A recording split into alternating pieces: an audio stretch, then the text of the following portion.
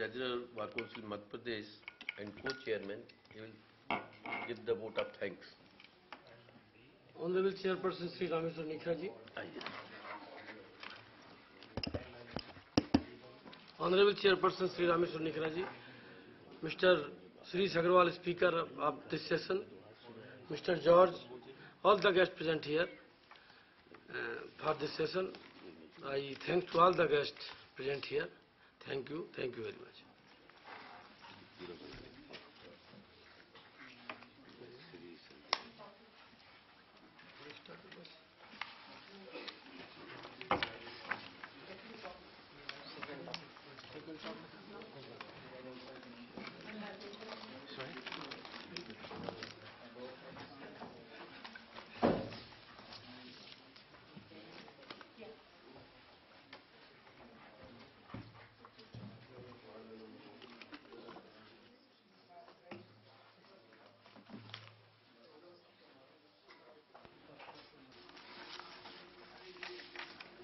Professor Siva Kumar is here. You can join in. I know, but till then we can have the benefit of your company. You would like to speak first? The topic here is sustainable development and environmental protection. I think we can start.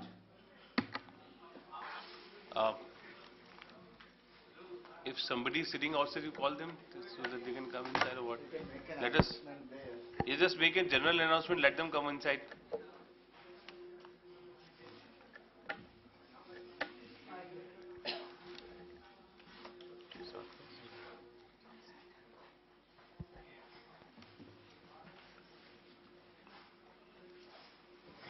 So friends, the you can have it started. Let me find out if the others are there. theme for this session is sustainable development and environment protection.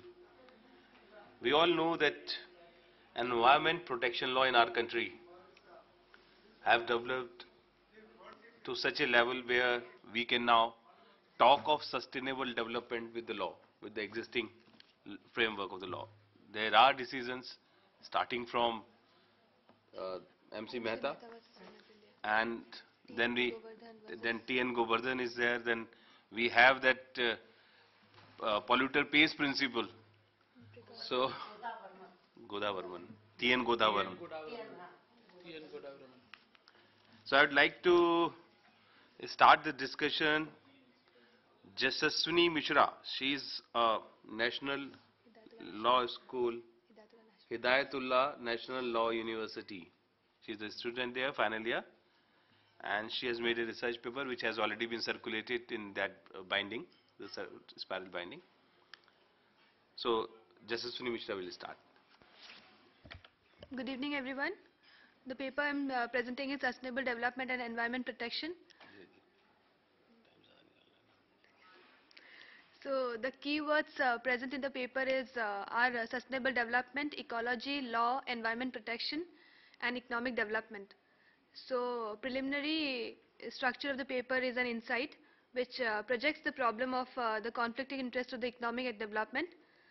And the paper addresses the concept of sustainable development as well with the brief history of it as well as the definitions of it, with a study of Agenda 21 and how law contributes to sustainable development and the concept of environment protection as well. And then I have endeavored to substantiate and illustrate the future of sustainable development in the concluding statements. So firstly I would like to tell about what is sustainable development.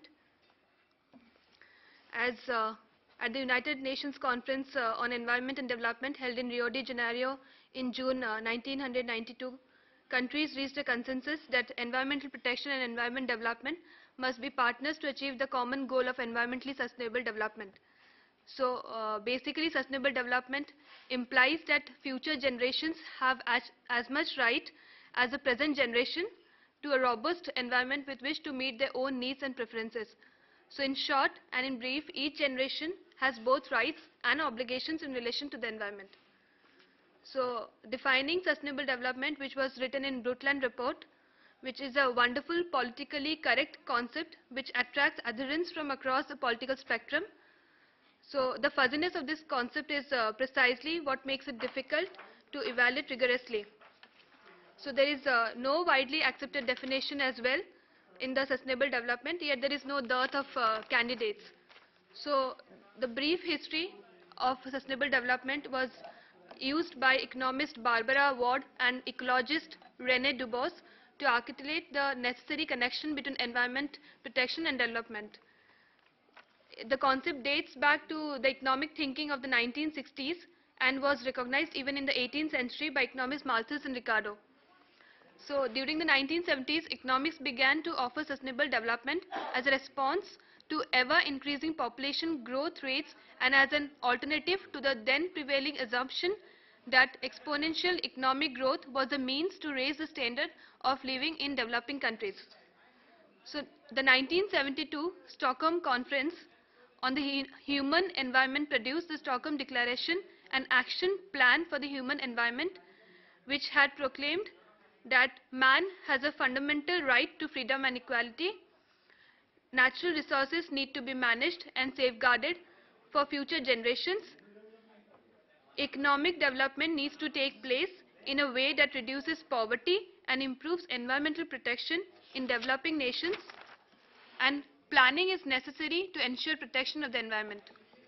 So dozens of bilateral as well as multilateral treaties regarding the environment have emerged since the publication of the Stockholm Declaration.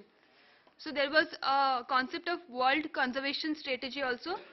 Although it used the term conservation rather than sustainable development, the 1980 World Conservation Strategy was the first attempt to promote the principles of sustainable development and addresses the critical environmental concerns raised by the economic development decisions in a format aimed at a wide audience.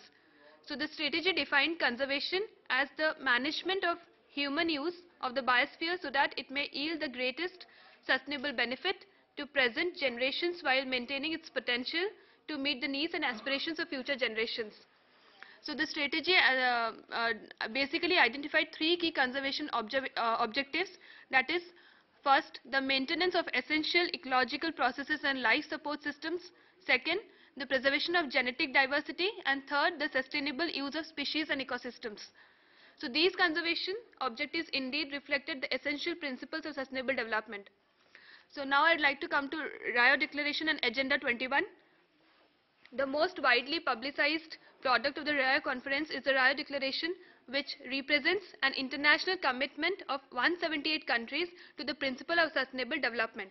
So the two principles embodied in this commitment are constraint of intergenerational equity on development, the need to constrain production, consumption and population growth, and the Rio Declaration sets forth 25 additional principles, some that describes the means to achieve sustainable development and some that describe the means to achieve sustainable development, which addresses the additional goals that have independent justification but also foster sustainable development. So the Rio Conference also produced Agenda 21, the blueprint or work plan for implementing sustainable development. Finally, Rio was the location for the signing of multilateral treaties on the climate change and biological diversity, which had been negotiated separately from the preparatory negotiations leading to the Rio Declaration and Agenda 21. Rio Conference called upon the UN to create the United Nations Commission on Sustainable Development to operate under the United Nations Economic and Social Council. So the United Nations General Assembly endorsed each of the documents produced at Rio and created the Ministerial Level Commission on Sustainable Development in June 1993. Even President Clinton appointed the President Council on Sustainable Development, that is called PCSD. So now I would like to come to the contribution of law on sustainable development. First, we can seek to accomplish sustainable development by simply inculcating sustainability as a value. Secondly, we can seek to accomplish sustainable development merely through a process that integrates or incorporates environmental considerations into development decisions, ideally one that seeks to involve the public and build consensus on development decisions created and involve the public and build consensus of development politically across diverse interests. Thirdly, we can concentrate on specifying and implementing detailed administrative policies that meet the conditions of sustainability. So this is a much emphasis of Agenda 21, which was briefly discussed through the contribution of law to sustainable development. And fourthly, one can use law to institutionalize sustainable development. So all of these approaches play an important role for sustainable development. So law in particular plays a critical role in implementing this aspect. So law as well can foster sustainable development in several different ways. Firstly, codification of particular policies in law, adoption of sustainable development as a standard or a series of principles and factors, adoption of sustainable development as a series of substantive constraints, and designing institutional structures and decision-making process that are conducive to substantial development. The future of sustainable development is a seamless web of issues associated with it, which reaches the boundaries with natural resources. So additionally, the decisions required to achieve sustainable development may violate deep natural law concept of poverty. So lastly, I will conclude sustainable development and environment protection. Like these natural law conceptions are deeply ingrained in our political fabric. So sustainable development probably requires massive institutions on private property rights raising, taking issues. Basically, the law will need to find solutions to these barriers through sustainable development. So we may need to re-examine the definition of property rights through devices such as the public trust doctrine. So we may need to use public resources such as transportation and utility infrastructure, water resources, and public lands to control development. It may be necessary to recognize a fundamental human right to a healthy environment and intact ecosystem. So sustainable development is a bold vision filled with both promise and challenge. The United States faces a breadth of issues in fulfilling its international commitment to sustainable development. So this symposium issue is devoted to exploring the role that law or should play in attaining this vision. Thank you. Thank you, Jaswini. Sustainable development is a bold vision filled with both promise and challenges, rightly said. In fact, when we are talking about the sustainable development, we have to examine and we have to see as to what economic changes and environment changes it brings with it. Development has to be there, and with the development there are always environmental changes, because once some development work is taken up at a place, we have to see whether that place was the part of the ecosystem or not. And then of course we'll have to see that development also cannot stop. So we have to balance it somewhere. Rightly said, Jesse. Thank you very much. Now I would like to request Mr. Tarun Arora. He is coordinator of Baba Farid Law College, Faridkot. Mr. Tarun Arora. Thank you, sir.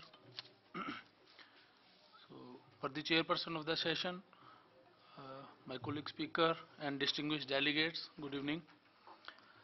So, the topic of my presentation is judicial behavior enduring social engineering in India with special reference to environmental protection and sustainable development.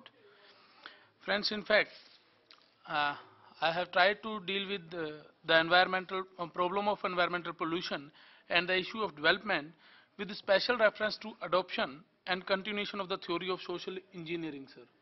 Social engineering through law. As the word was first time used by Dean Roscoe Pound, who is a prominent American leader in sociological jurisprudence, he said the primary job of law, primary function of law is to discover the elements, discover the factors which may maintain the civilization, which may develop the civilization. So the paper focuses upon the application of social engineering in Indian legal system, sir. As the preamble to the Constitution of India